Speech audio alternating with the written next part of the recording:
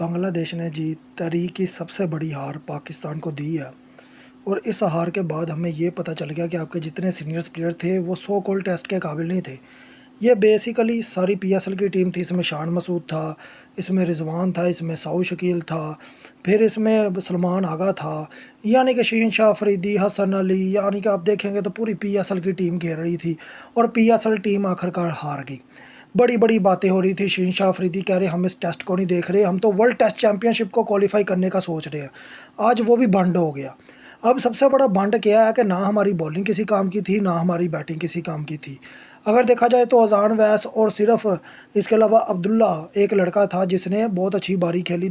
दोनों ने तकरीबन दोनों इनिंग्स में मिलाकर 200 प्लस स्कोर किया कि जितना भी छोटा मोटा स्कोर है वो हमारे सीनियर्स प्लेयर ने मारा है। अब सलमान आगा तो उसमें कहता जी अगर बांग्लादेश बहादुर बने जी तो 270 या 260 स्कोर दे दे, उसके बाद 60 ओवर हमें दे दे, हम बड़े आराम से जीत जाएंगे। उन्होंने वही दिया, उन्होंने वही रन दिया इन्हें चेज़ करने के लिए। लेकिन सलमान आगा जो कि एक बड़ा अपने आप को प्लेयर समझ रहा था, जो कि इंस्टा की स्टोरी के ऊपर अपने अचीवमेंट्स दिखा रहा था कि जी 6 के बाद सबसे बड़ा बारी खेलने वाला 50 प्लस स्कोर करने वाला जी सलमान आगा है। आगा वही आगा मैच विनिंग नहीं करा सका। मैंने पहले भी कहा है कि सलमान आगा मैच विनिंग प्लेयर नहीं है।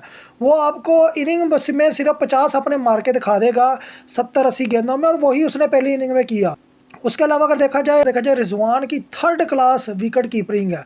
थर्ड क्लास विकेट कीपरिंग है उस बंदे ने। दो इंपॉर्टेंट चांस छोड़े जिसके बाद बांग्लादेश को मेरे ख्याल में बहुत सपोर्ट मिली है। मोमिनुल का पहला इनिंग में कैच छोड़ना, मैं कहता हूँ इससे बड़ा डिजास्टर नहीं हो सकता। उस बंदे ने बाद में जो पाकिस्तान के साथ किया 91 स्कोर कर गया।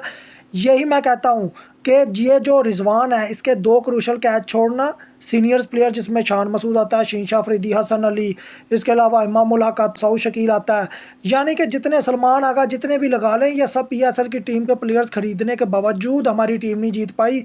और इसके अलावा अगर बाबर आजम को देखा जाए तो वो ग्रीन पिच देखकर वो भाग गया, आखिरकार वही रिजल्ट निकला जो उसके दिमाग में था कि हमारी टीम इस पिच के ऊपर नहीं जीत पाएगी। मुझे बताएं 104 रन की हार कोई छोटी हार नहीं, 104 रन की हार। और हमारे पास एक ऐसा कैप्टन है तकरीबन जिसने 15-16 टेस्ट की कैप्टनसी की है और वो 11 मैचेस हार चुका है। सबसे ज़्यादा हारने वाला कैप्टन शान मसूद है। लेकिन क्या है जी, वो इंग्लिश अच्छी बोलता है, उसके अब्बे के पीसीबी के साथ लिंक है, तो उस बंदे को एज आ कैप्टन रखना पड़ रहा है मजबूरी के तहत। अब सबसे बड़ी बात ये है कि आप मुझे बता दें अजहान, अवैस और अब्दुल्ला के अलावा किसी बंदे की हाई परफॉर्मेंस होती हो। जब मैं कहता था कि साजिद खान को खेलना चाहिए तो मेहदी हसन मराज पहली इनिंग में 5 ले रहा है। जब मैं कह रहा था कि खुरम शहजाद को शहनशाह अफरीदी की जगह खिलाना चाहिए, तो यह सबसे बड़ी बात थी कि उनके नहीद राना जैसा 5 ले रहा है। उनके दो बॉलरों ने 5 लेकर यह साबित कर दिया कि आपके प्लेयर्स के अंदर वो दम नहीं था, उनके पास ऐसा कोई टोटका ही नहीं था उनके जूनियर्स बॉलर को खेलने के लिए। आप खुद हिसाब लगा लें, उनके juniors bowler नहीद Rana once again Pakistan के जो बैट्समैन है उनको टफ टाइम दे गया टेस्ट टीम के अंदर, टेस्ट मैचेस के अंदर।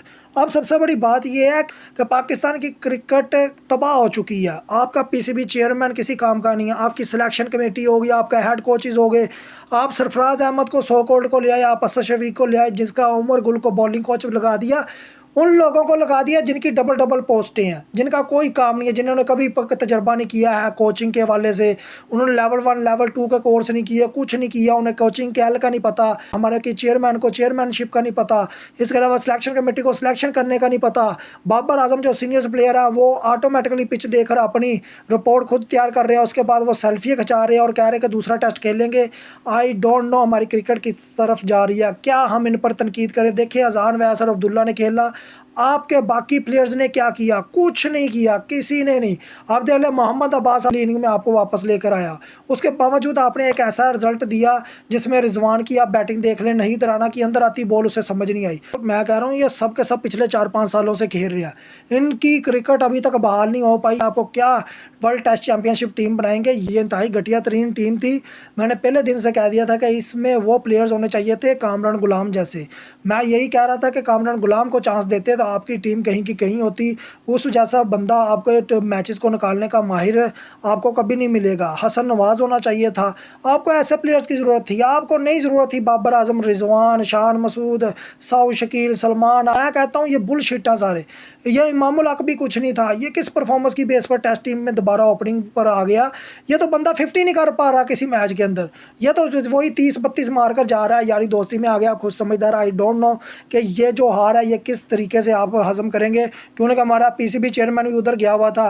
वो पता नहीं वो क्या देखने गया हुआ था, उसने क्या ये अचीवमेंट करार दी है, क्योंकि पीसीबी चेयरमैनशिप छोड़ने को तैयार नहीं है। और वैसी selection committee double double role में चल रही है। बाबर आजम अपनी मर्जी से टीम से बाहर हो रहा है। आई डोंट नो ये क्रिकेट में क्या चल रहा है, आगे आप खुद समझदार।